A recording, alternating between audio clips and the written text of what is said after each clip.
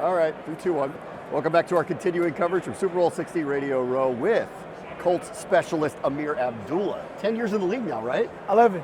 11. Don't short the one. That's right, Don't short 11. The one. That's an amazing run. Yeah. How would you kind of describe your career to this point? Man, it's been a journey.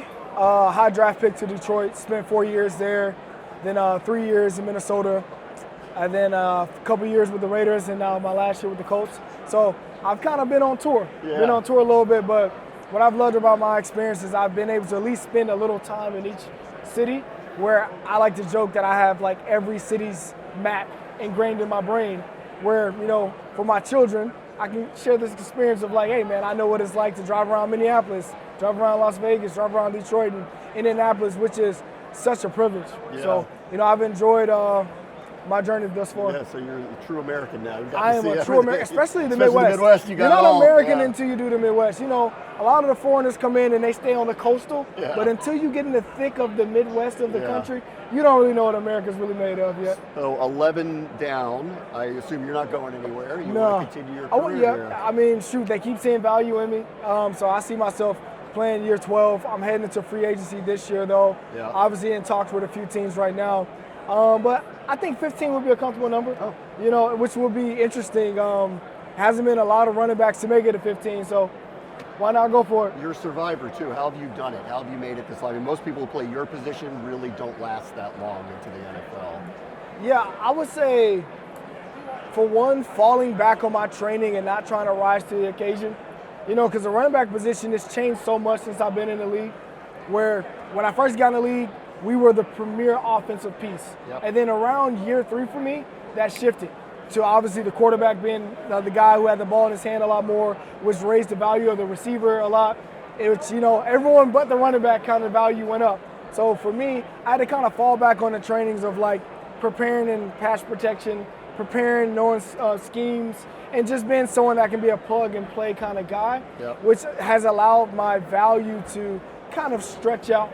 And then, of course, also being effective in a return game. I've always been a really good returner, which has allowed me to also breathe more life into my career. So just find a way to be valuable. Yeah, 100%. Especially, you know, at the running back position, your prime is really about 3 years for the most part, for the average running back. So I would say my prime as a back was really year 1 through 3.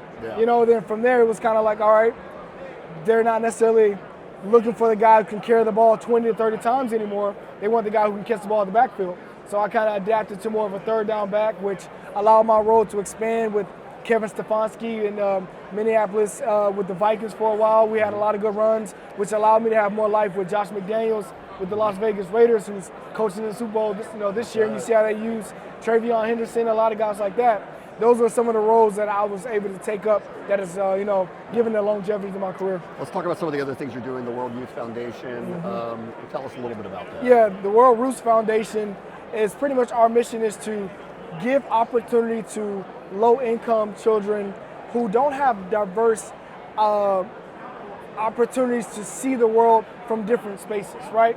So whether that's traveling, allowing kids to go to, who live in Alabama, to go to a Michigan football game. Right? I feel like a lot of dreams, the roots of a lot of dreams are birthed when you can actually see it, when you can actually experience it, and then you can kind of create a revelation of like, wow, that's what I want to do. That's what I want to create for myself. So whether that's allowing kids who have a lot to give to kids who don't have a lot, or allow kids who don't have a lot to be experienced to those privileged situations, those are the opportunities that we afford. So, you know, this past season, we've teamed up with the Million Meals March movement that allowed a lot of kids to pack Thanksgiving dinners for kids who are dealing with food insecurity, which was really big for them because it gave them an opportunity to give back to a community, be of service to a community, and to see the world from a space of, wow, I have it good.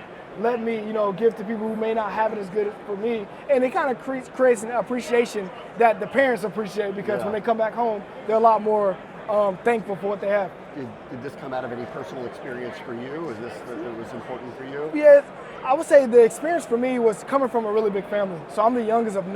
I have 6 sisters, 2 brothers, and being the youngest, you always kind of get babied, right? You kind of get coddled in the sense. The oldest, she's 50.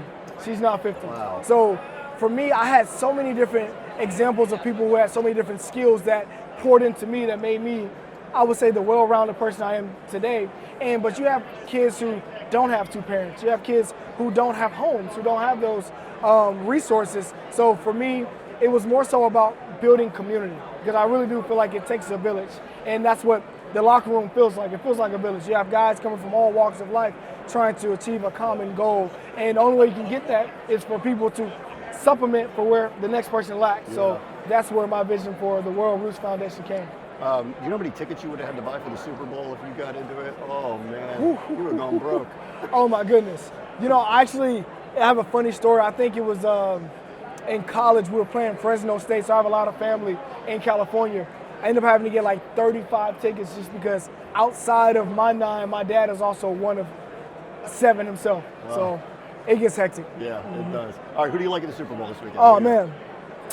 You know, I think it's going to be a lower score game than what people expect. It's good defenses. I think Vrabel is a guy who understands managing the circumstances. He understands he has a young quarterback, a good defense, so he's going to rely on the defense, kind of like we saw in that Denver game. But I think Seattle has the explosiveness to edge them out in the special teams game that I think will definitely make a difference. And then also they got guys who can take it the distance. You know, the Patriots are more incremental.